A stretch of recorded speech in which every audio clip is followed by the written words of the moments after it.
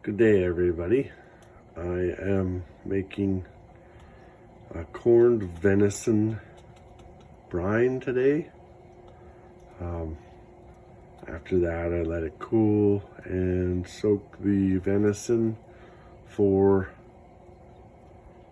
5 or 6 days, and you get corned venison.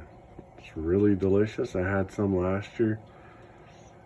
Decided I would attempt to make it myself this year. So this is going to be a couple week video.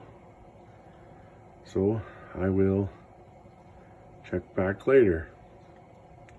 If you liked my content, please like, share, and subscribe.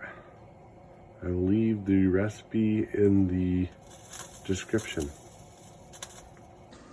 Okay, the corned venison brine is coming to a boil.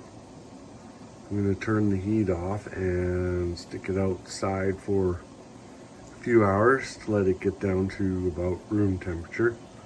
Then I put the venison in and let it sit for 5 to 6 days.